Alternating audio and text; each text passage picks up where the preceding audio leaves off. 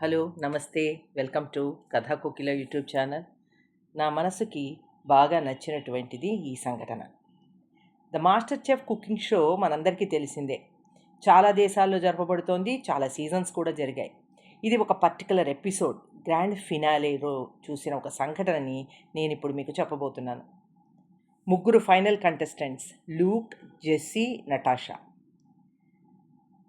Jessie వంట చేస్తున్నారు, జడ్జిలు చూస్తున్నారు. లాస్ట్ స్టెప్ ఏమిటి అని జెస్సీని అడిగితే అయిపోయింది, లాస్ట్లో బ్రౌన్ బటర్ సాస్ చేసి పైన పోసి అలంకరించాలి, అదే దాని స్పెషాలిటీ. అయినా దురదృష్టవశాత్తు నేను బటర్ తీసుకోవడం మర్చిపోయా, ఇది మీరు పర్మిషన్ ఇస్తే వారి దగ్గర నుంచి అడిగి తీసుకుంటా అని అన్నది.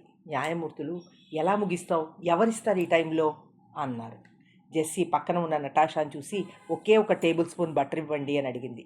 నటాషా దగ్గర 3 బ్లాక్స్ బటర్ ఉంటుంది, ఆవిడ ఇవ్వనంటుంది. ఇది చూస్తున్న లూక్ తన దగ్గరున్న బటర్ని జెస్సీ చేతిలోకి విసిరేస్తాడు. ఆవిడ చాలా రిలీఫ్గా ఫీల్ అయి తన డిష్ చేయటం ముగిస్తుంది. తర్వాత లూక్ దగ్గరికి వెళ్ళి జడ్జెస్ ఎందుకు ఇచ్చావు butter, why did you give butter అని అడుగుతారు. ఇది ఒక పోటీ, $25 మిలియన్ ప్రైజ్ మనీ గెలిచిన వారికి వస్తుంది.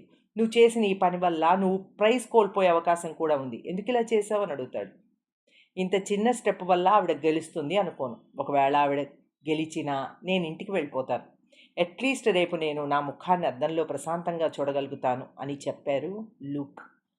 మనం ఏమంటాం సహజంగా, మరీ మంచిగా ఉండకు, మోసపోతావు, kindness is taken for granted అని. కానీ నిజానికి కైండ్నెస్ అనేది సూపర్ పవర్. మంచివారు నాశనమైనట్లు చరిత్ర చెప్పట్లేదు. మీరు మంచివారైతే, మంచి చేసేవారైతే మీరు గర్వంగా ఉండండి, ఎందుకంటే మీరు దైవ సమానులు అన్నమాట.